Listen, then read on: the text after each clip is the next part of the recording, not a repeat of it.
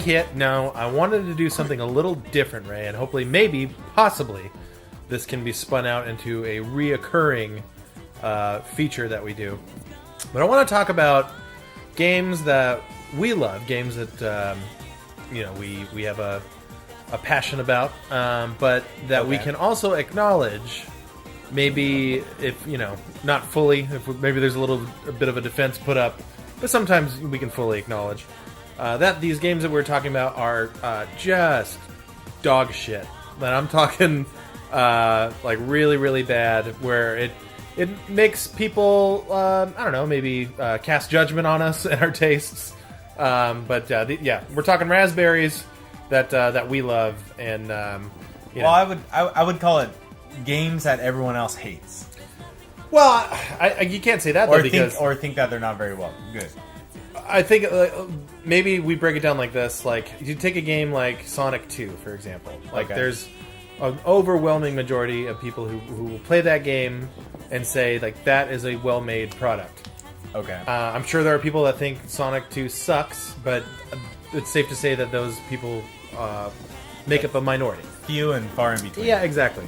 These games, they probably do have like their vocal minority, like their feverish cult of people who love these games like we do. The one I want to talk about for sure does. Yeah, and mine as well. But I think yours probably has the bigger numbers in terms of people who masturbate to deviant art furry drawings. Yeah. And with that, maybe we'll start with your game. Okay. So what game? What's a shitty game that you love, Ray? Okay, so bad game that I love. Go. I would say so. The game I want to talk about is Sonic R. Sonic R for the Sega Saturn. It's a racing game, correct? Yep. Came out in 1997. This is the same year that Mario Kart 64 came out. And I'm not going to sit here and tell you that Mario Kart 60 or that Sonic R is better than Mario Kart 64. Right, because that would be crazy. Not making that argument for a number of reasons, but that being said, I think Sonic R is a great game. Okay, why don't you run down some bullet points? Not that let me say not that I think it's a great game. Okay, what's a game that I love and I think is worth playing. Well, and I'll say for as long as I've known you, I've known you to be a man who loves him some Sonic R. Like that's just something that is a part of the Ray experience. But you also met me during like the 32-bit era, right? Right, because that's how I think about people about when I meet them. Yeah. What era of consoles I met them in? Terry met him deep in the throes of Genesis. That is how I tell time in history. I think about console releases. In any case, we did meet during that time period, right. And like I had just gotten Sonic R, and I like wanted Sonic R, so I was always in a position where I could only afford one system. Yes, I don't think that happened. I feel like that doesn't happen anymore. Like people. Well, kids. I'm sure kids have some limits on that, right? You think so? Maybe not as much as we did, but we were really, really poor. Okay. But because I feel like a lot of families will have a Xbox, One or 360 and a Wii. I don't know. That's probably just the circles you run in, maybe. they're just like that. Well, and you also have to think too. Like we're all adult, like deeply into adult age, and we have kids of our own, and we still like these things, so we buy these systems. So actually, all right. To your point though, that it does make the case that nowadays in more homes you'll have multiple systems versus how it used to be. Yeah, so I was in that. So I had a Saturn, and that was the money that I wanted to invest. Yeah, force my family to invest. Right. I won't go into that, but we. So I had a Saturn, and I saw all these things happening on PlayStation. Right. And like I will defend Saturn to my dying day because I just adore that system. I think it has games that you can't play anywhere else. Well, that's a fact. Many really good Saturn games have never been ported. But let's bring you back around to Sonic R. Right. So Sonic R is a game that you love. So and I saw people playing Mario Kart 64 and right. Things like. Well, why do you love Sonic R? So I like Sonic R because it's kind of it's just a well put together version of a racing game that like you kind of thought was something that like you wanted to happen because you saw stuff like Mario Kart. So were you getting like a hit of this is the 3D Sonic game that I haven't gotten from Sega and I've wanted for a very long time? Well, and then also as a Sonic fan, it gives you a lot of really cool things that like are pretty deep, and I don't think that it gets a lot of respect because of how I put it in. So in Sonic R, there's a total of 5 tracks, right? The 5th one is hidden. Do Chaos Emeralds have something to do with getting that unhidden? So unlocking the levels is done by winning first place, right? And so you have to do so good that you get to the last level, which is like Emerald, Lost Emerald in space level. Like the Chaos Emerald world that they had in Sonic and Knuckles and Sonic 3. So if you play that level, it is obviously like it is exactly like Rainbow Road. It's very long. It's even kind of rainbowy, right? You mean like the shape of the shape of the well, you're racing through Chaos Emeralds, but they have like a rainbow effect over them, like the colors of a rainbow. Yes. Wow, that's egregious. I didn't know that. I've never seen this track, so okay. So it kind of like flows across the emeralds, kind of like they're glowing, like prisms, like light shooting through prisms or something. That's like the graphical effect it's trying to achieve. Okay. But anyways, trying to rip off, but achieve. So anyways, so and then the other thing that you have to do is every single level, and you don't have to win first place to unlock this, but you have to get in the top 3. But every single level has a certain amount of, like you have to get 50 coins to unlock a secret path that leads you to a Chaos Emerald, and if you get between first, second, and third place, you'll keep that emerald. So in every track, you get 50 rings or whatever, just like in the Sonic games, and then that opens up a side path that you go down? That's cool. That's an awesome feature. That's like a Diddy Kong Racing had a lot of that kind of offshoot cool. courses. No, it's more than kind of cool. I think it's something that I wish more racing games today had. I really miss like the arcade action racing game. They just don't make those anymore. Yeah, no, not at all.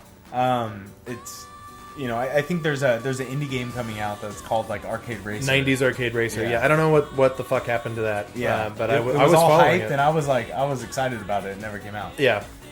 So anyways, the other thing is like every single level has anywhere from like 3 to 8 different paths. So there's multiple ways you can go through each level, which I think is kind of cool. Well, that's replayability, obviously. Yeah, because you want to see everything that the game has. You can keep hitting those tracks over and over and finding all the paths. Yeah, so I want to basically say this, is that when you first play the game, there's 5 tracks. Okay. As you play more of the game, there's more tracks that you discover. Because you have to play the game a lot, trust me, to find the final path, because they don't just like label it for you. Right. That is... That gets you to the Chaos Emerald or what have you, or is like the fastest way around the track. Now, when you say there's a ton of tracks to find, you mean paths within the 5 track worlds, right? Right, but if you think about it as like just a pure straight statistics racing map, like that's a different. It's a because what happens is like when you first play it, you can unlock it by going the most obvious path you see. Right. Okay. As you realize that there's a secret path, and then you realize that you have to collect 50 coins to unlock a cave. Right. Like you find, well, the like you have to keep racing these tracks over and over to find this stuff. No, but not only that. Like to get 50 coins and get the emerald. You mean rings? Rings and get the emerald and finish between first, second, and third. That's a specific path that you have to do every round, right? To get that much coins, right? And then the last path you find is where you have all the secret characters unlocked, and then it's just the fastest way around. That's a third path. But like you don't want to use the third path if you need the second path, right? Because if you're trying to unlock the emerald and you take the third path, you'll never unlock the emerald. You'll miss it every. Yeah, no, I totally get it. But it's branching paths. It's not like. I understand what you're saying, but you're almost like spinning it like it's the thing on the back of the box. Like over 130 tracks. Well, no, it's like 5 tracks. Right. But to your point, and why I think it's cool too, is to find all this stuff, like you have to hit those tracks over and over and over. Right. I did a little research on Okay. on the games we're talking about, so I'm gonna bring up some then contemporary reviews of both the games that we're talking about. But for so Sonic R, GameSpot at the time gave it a 5.6 out of 10. Oh. Some of the takeaways are it's a neat racing game, but not a real Sonic game. Oh. Well, but like if you given Everyone wanted a Sonic. yeah, game. if you put it in the context of that time, like that was one of the biggest mistakes that Sega did for the Saturn was not work harder to get that Sonic game out. People wanted it. So what they got instead was this. And what I remember at the time, like even though I didn't have a Saturn at that time, I remember seeing stuff about Sonic R and being like, "Oh, that looks cool. It could be fun," but like they're making this racing game when they haven't even made a proper 3D Sonic game. This yet. was the only major Sonic release on the Saturn. Yeah, and to that Designed for the Saturn. and so to that end, it's hard not to be a giant disappointment, regardless of if the game was like of the highest quality or not. Okay, but I think that's an unfair judgment. But okay, what's next? So in the same review, he said that he had finished the entire game in about 1 hour. So clearly the reviewer played all of the tracks. Did not unlock all the characters. There's no way you can do that in an hour. Well, I wish I had the the whole review to pick from, but Okay. we can't say that he did. He did, and we can't say that he did not. Again, that's an unfair. Okay, go ahead. So then, going to Hard Press, GamePro magazine, which I want to give a quick shout out. I was a subscriber for many years. Okay. Even to the point where like I had stopped paying for a GamePro subscription, and they just kept sending me the magazines. Okay. It was pretty good. Read it, please. Yeah, we miss you so much. We're dying. Anyway, so GamePro, they always broke down their reviews into specific categories, which I really appreciated. So for Control, it got a 3 out of 5. For graphics, 3 out of 5. Oh. Sound, 2.5 out of 5. What? And Fun Factor, which is basically like the overall score, 2.5 out of 5. Dude, I'm sorry, but the music in this game is just awesome. I will back you on that 150% because the music is the music there it is. Oh, you gotta survive. You got to keep the dream alive. How do you give that a 2.5? You fucking idiots. I will back you so hard on that. The Sonic R has awesome music. Every track is rocking. Yeah, every single one. So, in closing, for you, like, how would you sell this game to somebody who knows about it but maybe never played it, or like has like an askewed opinion and isn't even going to try it? I would say that in 2017, the only people that even know about this game have some affinity for Sonic at some level, right? You would just never learn about this game unless you played a Sonic game and you liked it. Yeah. So I would say that if you like Sonic, you should find a way to play this game. There's a lot of Easter eggs to find. Finding all the Chaos Emeralds is really cool because you actually have to find 6. Like some levels have 2, some levels have 1. Right. And you can only lock 1 through a certain path. Anyways, it's cool. You can play Mecha Sonic. You can play Robotnik from Sonic and Knuckles. Right. Sonic 3.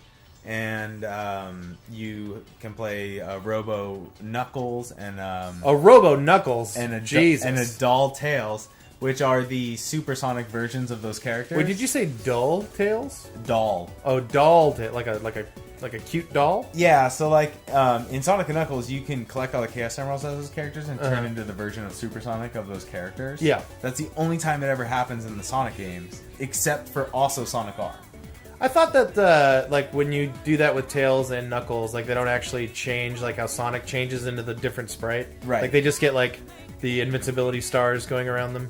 No, they get that just like Supersonic does in those games. They also get the glow around him, and they turn cheaped out. Yeah, Come they totally cheaped out.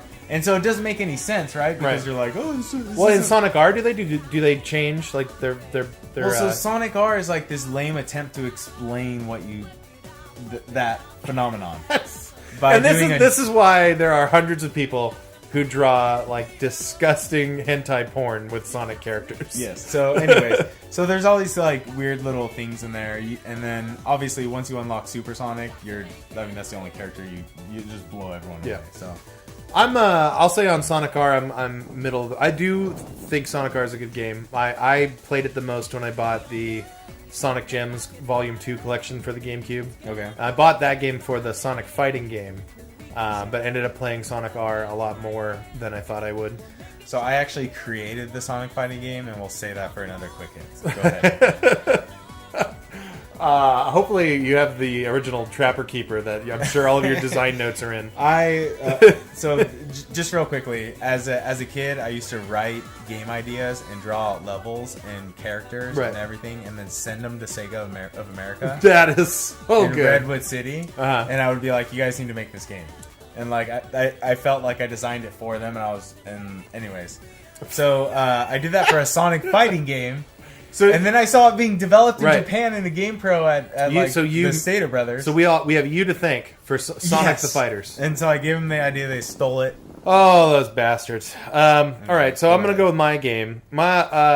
So I'm doing a Clock Tower game, and if you know anything at all about me, you'll know that I have a creepy obsession with this entire series, and that's why down the road sometime there's going to be an entire podcast with a fellow expert on Clock Tower. Okay. To get real deep into the entire series. But of the series, I think the one, and by no means are any of the Clock Tower games like giant critical darlings, or they certainly have their fans, but we're a small and loyal group of people.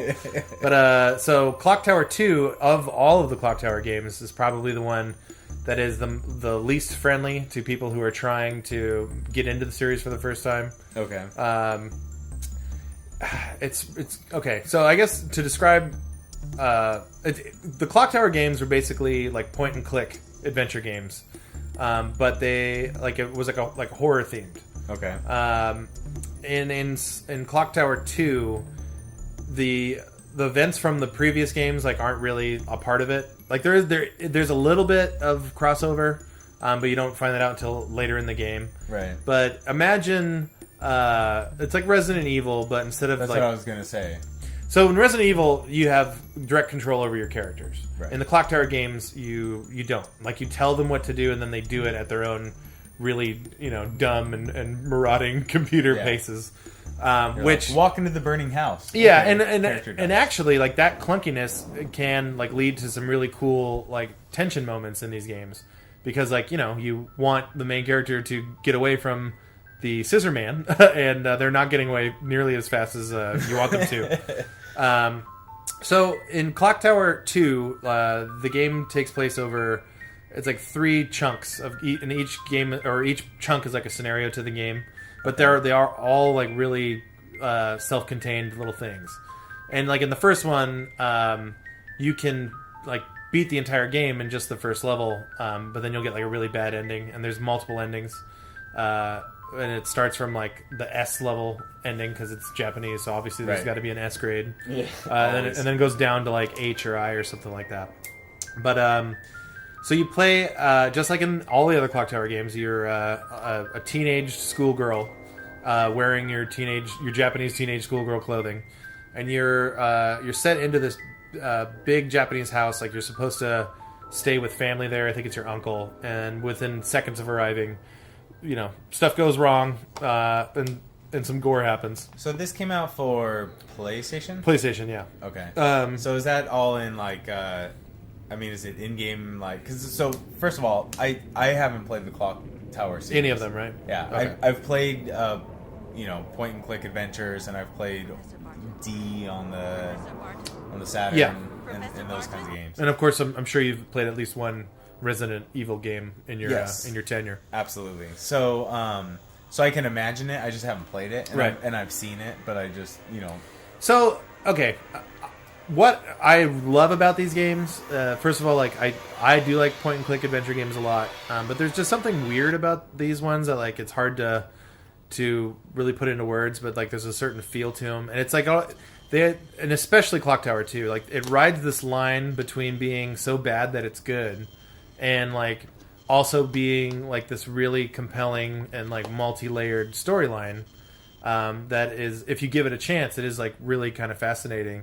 And with Clock Tower 2, so there in none of the games is there like direct combat, and Clock Tower 2 is like even worse than that. Like there's one sequence in the entire game where you like get a gun, and the character that has the gun is stationary, and you're pointing it at like an open door, and this flood of really really bad cartoon-looking zombies dressed up as doctors and nurses keep coming at you. Okay. And you have a limited amount of time to shoot all of them. And if one slips by, then you're done and you have to start completely over.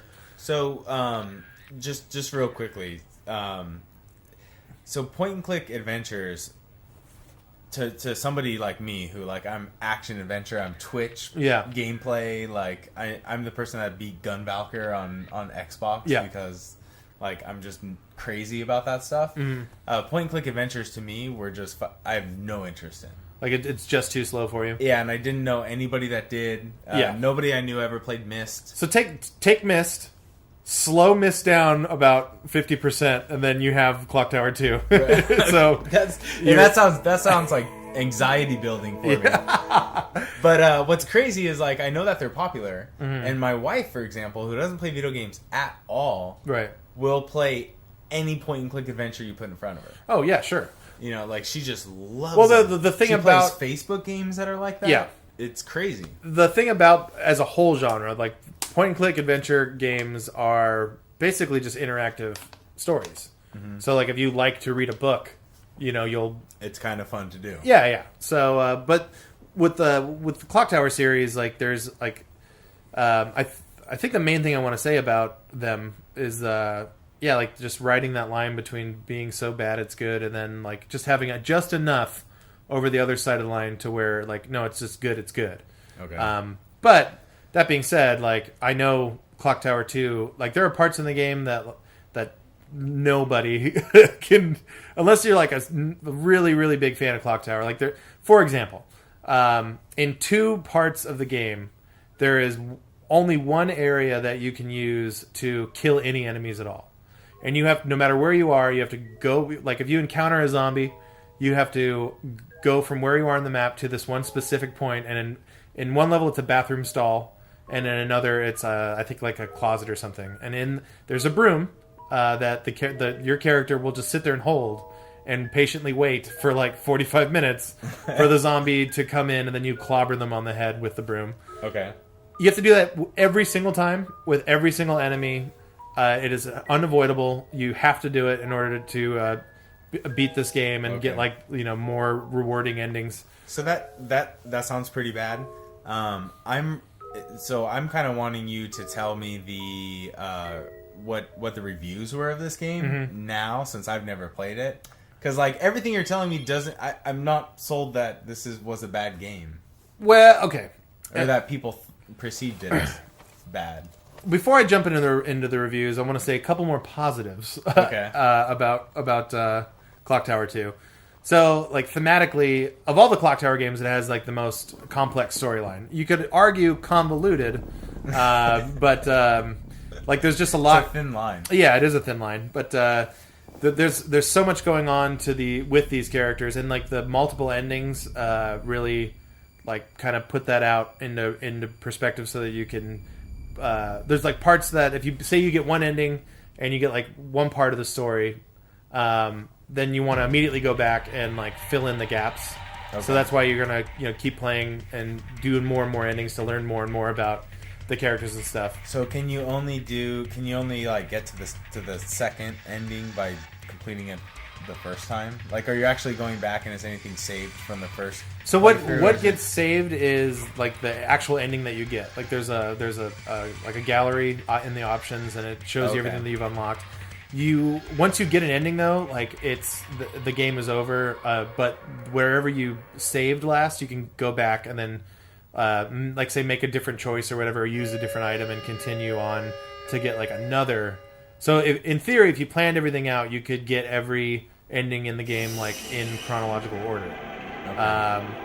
So that's kind of neat. That's like a cool feature of the game. So in terms of things that like are really hard for me to argue, like that this isn't a piece of shit game. Like the main thing is like that combat thing that I'm talking about. Like it is pushing a big boulder up a hill. Grind. Like it's so rough, man. But I've gotten through it. I've gotten through it many a time because I've gotten almost every ending in this game. I think I'm missing the second to. I have the best ending, and I think I'm missing the one right before that. Okay. Which means that I have to play the game all the way through and get through these terrible combat parts in order to get that ending. But so some reviews for Clock Tower 2 from the time. Okay. GameStop gives it a 3.9 out of 10. Oh, ouch. The main quote is, "It's not smart, it's not frightening." And this is what I think is kind of foreshadowing. Leave this one for the antique collectors, which is funny because now Clock Tower 2 is worth a shit ton of money. So like they knew back then. Well, how much does it? How much does it go for? It's over $100. Wow. Yeah. All of those, all the Clock Tower games now. Well, and D is expensive too. Yeah, and I think the reason for that is like if you're a fan of these games, you have no other choice but then to like explore like what's come out in the past because they don't do too much real proper survival horror anymore. And they haven't for a long time now. So that's just kind of where you go. And Clock Tower, whenever if you go down one of these survival horror rabbit holes, like you're gonna run into Clock Tower. Because although it's not super well known, like amongst survival horror fans, it's one of the more beloved series. So another review, IGN at the time gave it a 5.5 out of 10. Compared the game less favorably to fast-paced and action-oriented games like Resident Evil. And that's kind of funny because they're talking about Resident Evil 1, and to say that the original Resident Evil is like this like action-packed thrill ride is it's kind of funny, but compared to Clock Tower 2, that is an accurate assessment. So, I don't know. Yeah, Resident Evil is the first one moves pretty darn slow. Now, so I think you had an easier sell in your pitch to have someone who is on the fence or doesn't like this game to like it. Okay. Mine's a little harder of a sell, and I have to admit that. Okay. If you don't already like Clock Tower games, chances are this one isn't going to change your attitude at all. Or if you do like the Clock Tower games a lot and you haven't played this one, you probably will find this one to be the most laborious to get through because it does take some effort to get past some really, really, really bad choices that the developers made. Or maybe... See, so one point I have, like, with the areas where you have to sit there and like hold a broom and wait for a zombie, it feels like they rushed, like they needed to get the game done, and this was their like real quick solution to get you through these parts. I'm gonna extend this game by 4 hours to hit. That's pretty safe. It takes about an additional 4 hours of your life to get past these parts, but it's not too. It's just objectively bad. Like it's hard to argue around that, but. So I have a question for you though before we wrap up. Yeah. Do you put point and click like gameplay, like point and click adventure games? Do you put that gameplay in the same like area as like Dragon's Lair and? Like, no. Because Dragon's Lair is like basically an interactive movie, but the gameplay aspect to it is like it's like the original QTE. Like you have to push the right button at the right time, right, and then that's it.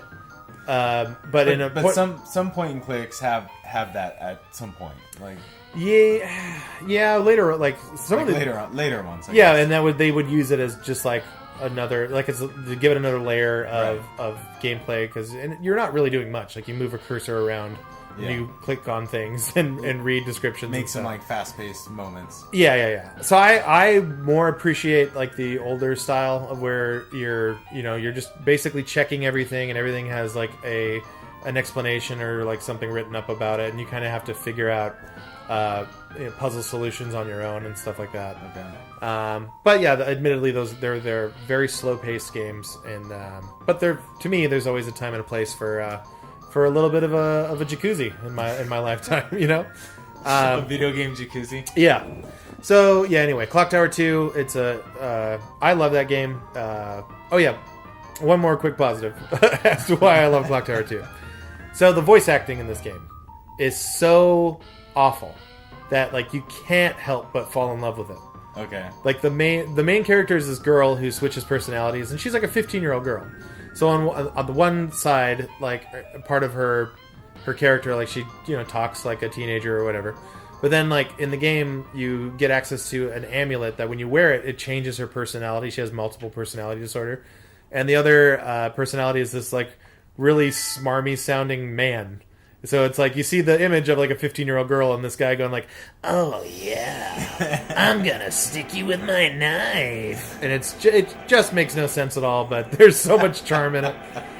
So, admittedly, as a fan of that sounds like a plus. Yeah, and if you're a fan of like the really bad voice acting of the late '90s, early 2000s, which I obviously am, that's another selling point for this game. So yeah. Reviewers at the time didn't like either one of our games, but I think they're wrong, and they're stupid and they're dummies, because these games are awesome because we say they are. So with that, hit us with some feedback. We want to hear about shitty games that you love. So hit us up on Twitter, Facebook. What are those things? So you can find us on Twitter at Autofire Power Hour, and Facebook Autofire Power Hour. We make things very, very simple. You literally just got to type Autofire Power Hour anywhere on the internet. You'd think I would remember that. Find us. You'd think that I would remember that, but every single time I always have to ask you, "Hey Ray, what are those things?" So same thing on iTunes and Stitcher. You literally just type that, and that's it. Very good. And with that, continue playing your horrible games that you love for one weird reason or another, and we will see you on the next one.